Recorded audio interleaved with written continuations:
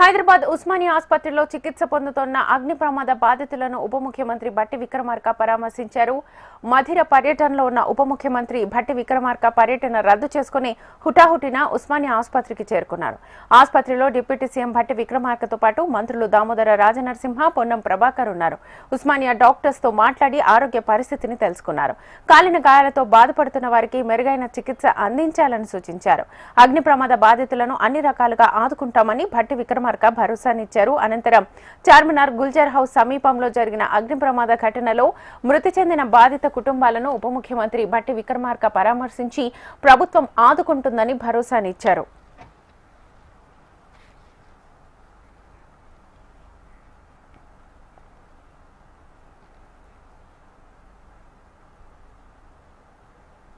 Right, ఘటనకు సంబంధించి full details మా ప్రతినిధి ఆర్కేని అడిగి తెలుసుకుందాం. ఆర్కే, రైట్ శ్వేత, ఏదైతే గుల్జర్ హౌస్ వద్ద జరిగిన ఈరోజు తెల్లవారుజాము జరిగిన అగ్ని ప్రమాదంలో 17 మంది చనిపోవడం జరిగింది. మరొక 4 తీవ్ర గాయాలతో ఆసుపత్రిలో చికిత్స పొందుతున్నారంటూ కూడా ఫైర్ డీజీ నాగిరెడ్డి స్పష్టం చేయడం జరిగింది. ఉదయం నుంచి కూడా అంటే ఘటనకు సంబంధించిన విషయం తెలిసిన వెంటనే పెద్ద సంఖ్యలో ఇటు నేతలు పొన్నం ప్రభాకర్ దగ్గరుండి పూర్తి స్థాయిలో ఆయన ఏం జరిగింది, ఎలా జరిగింది అనే విషయాలన్నింటి కూడా తెలుసుకోవడం జరిగింది. మరోవైపు వీటితో పాటు కేంద్ర మంత్రి కిషన్ రెడ్డి కూడా రావడం జరిగింది. ఆయన కూడా పూర్తి స్థాయిలో లోపల అసలు ప్రమాదం ఏ విధంగా జరిగింది, అలాగే రెస్క్యూకి సంబంధించిన పూర్తి వివరాలు అడిగి తెలుసుకోవడం జరిగింది.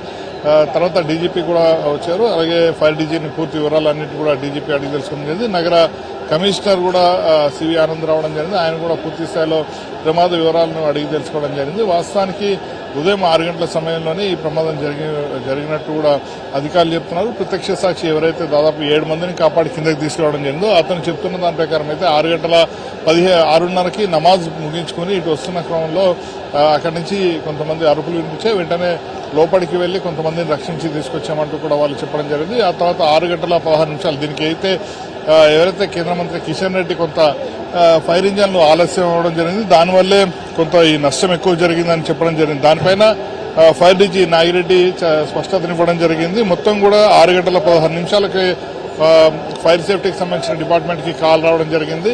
గుల్జర్ హౌస్ వద్ద కృష్ణా పర్ల్స్ లో అగ్ని ప్రమాదం చోటు చేసుకున్న విషయం తమకి 6:16 సమాచారం రావడం జరిగింది. వెంటనే 6:15 మొగల్పూర్కి సంబంధించిన ఫైర్ ఇంజన్ ఏదైతే ఉంటుందో ఫైర్ మూవ్ అవడం జరిగింది. మొగల్పూర్కి సంబంధించి ఇప్పుడు మనం చూస్తున్నదే మొదటి ఫైర్ ఇంజన్, ఇదే ఫస్ట్ ఇక్కడికి రావడం జరిగింది. ఆ తర్వాత 6:26 కంటే 9 నిమిషాల వ్యవధిలో హైకోర్టుకు సంబంధించిన ఫైర్ ఏదైతే ఉంటుందో ఫైర్ ఇంజన్ అది కూడా ఇక్కడికి రావడం జరిగింది. ఆ తర్వాత 6:28కి గౌలీగూడకు సంబంధించినది రావడం జరిగింది. అంటే మొత్తం 11 ఫైర్ ఇంజన్లతో పూర్తి స్థాయిలో ఎప్పటికప్పుడు కూడా ఇక్కడ మంటల్ని అదుపులోకి తెచ్చే ప్రయత్నం చేశామంటూ కూడా చెప్పడం జరిగింది. 7:50 చివరిగా లంగర్ హౌస్ కు సంబంధించిన ఫైర్ ఇంజన్ ని కూడా ఇక్కడికైతే తీసుకొచ్చి మంటల్ని పూర్తి స్థాయిలో అదుపు చేసే ప్రయత్నం చేశామంటూ కూడా ఫైర్ డీజీ నాగిరెడ్డి అయితే చెబుతూ వస్తున్నారు. మరోవైపు ఇటు పొన్నం ప్రభాకర్ కూడా కిషన్ రెడ్డి వ్యాఖ్యల్ని ఖండించడం జరిగింది. లోపల అగ్ని ప్రమాదానికి సంబంధించి కూడా ఏ విధంగా జరిగింది, అయితే వాస్తవానికి నాగిరెడ్డి చెప్తున్న దాని ప్రకారం అయితే షార్ట్ సర్క్యూట్ జరిగింది. షార్ట్ సర్క్యూటే ప్రధాన కారణము.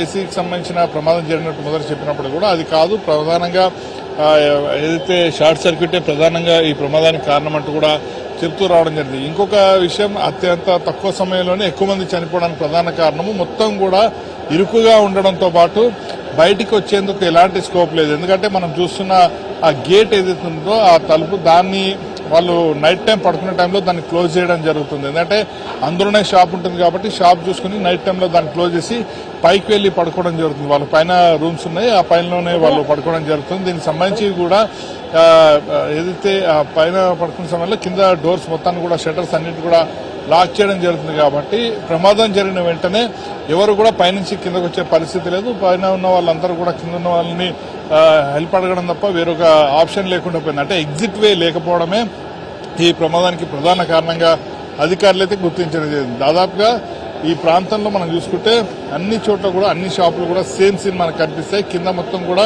షాపులు ఉంటాయి, పైన మొత్తం కూడా బిల్డింగ్స్ అనేవి మనకి పైన మొత్తం కూడా వాళ్ళు స్టే చేసి ఉంటాయి. ఈ 17 మందిలో చనిపోయిన 17 మందిలో 2-3 ఆల్రెడీ హాలిడే వెకేషన్స్ కి ఇక్కడికి రావడం జరిగింది. సమ్మర్ హాలిడే వెకేషన్స్ కి హైదరాబాద్ చూద్దామని రావడం జరిగింది. వాళ్ళు చనిపోవడం అయితే జరిగింది. దీనికి సంబంధించి కూడా మొదటి నుంచి అధికారులు అయితే పూర్తి స్థాయిలో క్లియర్ చేస్తున్నాము. ఏదైతే వెంటనే అందరినీ కూడా ఆసుపత్రికి అయితే తరలించాము. వీలైనంత వరకు కూడా పూర్తి స్థాయిలో వాళ్ళని క్లియర్ చేసే ప్రయత్నం చేశాము అంటూ కూడా చెప్పడం జరిగింది. ప్రైవేట్ ఆసుపత్రులకు సంబంధించిన వాళ్ళు చాలా మంది కూడా ఇక్కడి నుంచి అయితే తరలించడం జరిగింది. ప్రైవేట్ ఆసుపత్రులకు వెళ్తున్న క్రమంలోనే కొంతమంది అయితే చనిపోవడం జరిగింది. వీళ్ళకి సంబంధించి కూడా మొత్తం మొదట 30 మంది వరకు కూడా ఉన్నారని చెప్పినప్పుడు కూడా కేవలం 17 మంది చనిపోవడం జరిగింది. 4 లోపల ఉన్నారు. వాళ్ళ 4 కూడా తీసుకెళ్ళమని చెప్తున్నారు. కొంతమంది స్థానికులు కూడా ఉన్నారు. వాళ్ళు కూడా అడిగే ప్రయత్నం చేద్దాం. क्या हुआ आपने कौन से टाइम में इंसिडेंट हुआ? जी सुबह में 6:45 को 6:45-7 के बीच में वापस हो रहा था मॉर्निंग वॉक से. देखा कि बहुत धुआं निकल रहा और 2 लेडीज बाहर रह के चिल्ला रहे थे. वो आके मैं इमीडिएट वो देख लेके फायर कुछ प्रॉब्लम है बोल के इमीडिएट देख के फायर सर्विस का फायर वालों को कॉल किया. इमीडिएट करके फिर कोशिश करे कि लोग यहाँ के लोकल लोग जाते हुए जो सुबह मॉर्निंग में थे वो लोग अंदर घुस के निकालने की अंदर जाके कोशिश करे. छोटे बच्चों को 1-2-3 लोगों के बॉडीज निकाले तक मैं देखा कि 2-3 लोग तो चबी चले गए थे. इमीडिएट बहुत कोशिश आप आने के समय में कितना आदमी अंदर है? अंदर के अंदर धुआं में बहुत पूरा वेंटिलेशन बिल्कुल नहीं था. धुआं भरा हुआ था. उसमें अंदर कितने लोग हैं लेकिन 2 लेडीज बाहर ठहर के बहुत रो रहे थे. धुएं की आवाज़ बहुत धुआं था. बहुत चिल्ला रहे थे वो लोग. वो देख लेके इमीडिएट मैं फायर सर्विसेज को कॉल किया. ये फायर सेफ्टी आदमी कब आए? आधे पौन घंटे 45 मिनट्स के अंदर आ गए वो लोग. 45 मिनट्स में आ गए. మొత్తానికైతే 40 నిమిషాల్లోనే వీళ్ళంతా కూడా రావడం జరిగింది. వీళ్ళకి స్థానికులు ఎవరైతే ఉన్నారో వాళ్ళకి సమాచారం తెలిసిన వెంటనే కొంతమంది వాళ్ళని కాపాడే ప్రయత్నం చేశారు.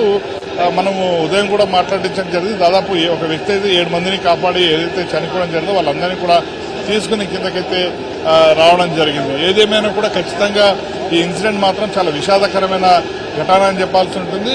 ఇంకొక విషయం, ప్రస్తుతం మొత్తం అందరికీ సంబంధించిన మార్చరీ మొత్తం కూడా అక్కడ ప్రస్తుతం మార్చి దగ్గర కొంత హడావుడి అయితే కనిపిస్తుంది. ఎందుకంటే అందరికీ కూడా పోస్ట్ మార్టం చేయాల్సి ఉంటుంది కాబట్టి ప్రస్తుతం అక్కడ పూర్తి స్థాయిలో పోస్ట్ మార్టం సంబంధించిన ప్రక్రియ అంతా కూడా కొనసాగుతుంది. ఉన్నతాధికారులు అంతా కూడా ఇంకా ఇక్కడే ఉన్నారు, పూర్తి స్థాయిలో పర్యవేక్షిస్తున్నారు. ఇంకా అసలు ప్రమాదానికి గల కారణాలు ఏంటనేది ఉన్నత స్థాయి అధికారులు కూడా ఇక్కడ చేరుకుని వాళ్ళు మొత్తాన్ని కూడా పరిశీలించడం జరుగుతుంది. మరి కాసేపట్లో ఇక్కడికి భట్టి విక్రమార్క కూడా వచ్చే అవకాశం ఉందని సమాచారం అయితే ఉంటుంది. పొన్నం ప్రభాకర్ కూడా మరొకసారి ఇక్కడికి వచ్చి పూర్తి స్థాయిలో అసలు ఏం జరిగింది ఏంటనేది వివరించే అవకాశాలు కూడా కనిపిస్తున్నాయి. ప్రస్తుతం పోస్ట్ మార్టం సంబంధించిన ప్లేస్ ఏదో ఉస్మానియా ఆసుపత్రిలో పోస్ట్ మార్టం ప్రక్రియ అయితే కొనసాగుతోంది. మరి కాసేపట్లో మరికొంతమంది మంత్రులు ఇక్కడికి వచ్చే అవకాశాలు అయితే కనిపిస్తున్నాయి. Shweta. Right, okay, thank you.